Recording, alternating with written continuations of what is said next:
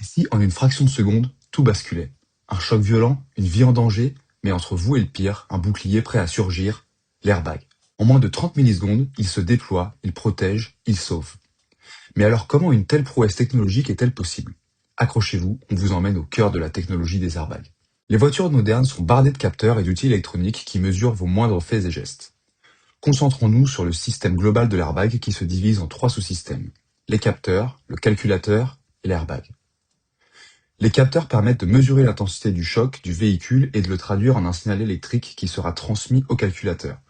Celui-ci analyse et compare les données de référence générées lors de crash tests et permet le déclenchement de l'airbag via un algorithme. Mais alors comment l'airbag sort-il de ses gonds?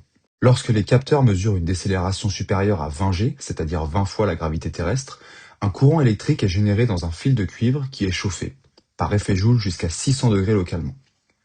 Ce fil est mis au contact de produits chimiques, du nitrate de guanidine, un produit solide sous forme de poudre. À environ 215 degrés, il se décompose et permet de libérer 40 à 60 litres de diazote en 20 à 30 millisecondes. La pression interne du sac d'airbag atteint alors une pression entre 100 à 200 kPa qui permet d'amortir le choc. À titre comparatif, la pression maximale d'un ballon de football est de l'ordre de 110 kPa. Le corps du coussin d'airbag est fabriqué en fibre de nylon 6,6, connu pour son rapport résistance-masse élevé. Les fibres sont tissées afin d'obtenir un tissu dont le taux de recouvrement est d'environ 90%, ce qui offre une résistance maximale à la traction de 80 à 100 mégapascales et un allongement à la rupture d'environ 20 à 30%. Ces caractéristiques lui permettent largement de supporter la pression de gonflage sans se déchirer. Sa température de fusion, autour de 260 degrés, lui permet également de résister au gaz chaud issu de la réaction chimique lors du déclenchement de l'airbag. Pour protéger le polymère, une fine couche de silicone de 20 à 40 micromètres est appliquée sur la surface interne afin d'assurer, d'une part, l'étanchéité au gaz, le silicone a une perméabilité quasi nulle au diazote, et d'autre part, une stabilité chimique plus durable dans le temps que le néoprène qui était anciennement utilisé. L'utilisation du silicone permet donc de diminuer la fréquence de remplacement des airbags et donc d'augmenter leur durée de vie.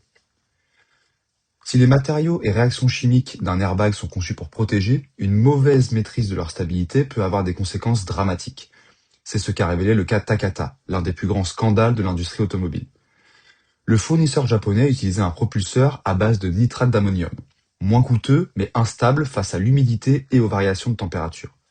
Avec le temps, ce composé se dégradait et, lors du déclenchement, provoquait une surpression dépassant 300 kPa, capable de faire éclater le boîtier métallique et de projeter des fragments dans l'habitacle. Ce défaut a conduit au rappel de plus de 100 millions de véhicules et à la faillite de l'entreprise en 2017. Depuis, les fabricants ont renforcé les exigences de qualification, tout en développant des formulations plus stables et moins polluantes, intégrant une approche d'éco-conception et de sécurité durable. Alors, la prochaine fois que vous prendrez le volant, souvenez-vous, derrière ce simple boîtier se cache une technologie qui se déploie en un éclair pour vous protéger. Mais la sécurité automobile ne s'arrête pas au airbag. D'autres éléments veillent sur vous à chaque trajet, comme les traverses. Envie d'en savoir plus? Rendez-vous dans notre prochaine vidéo.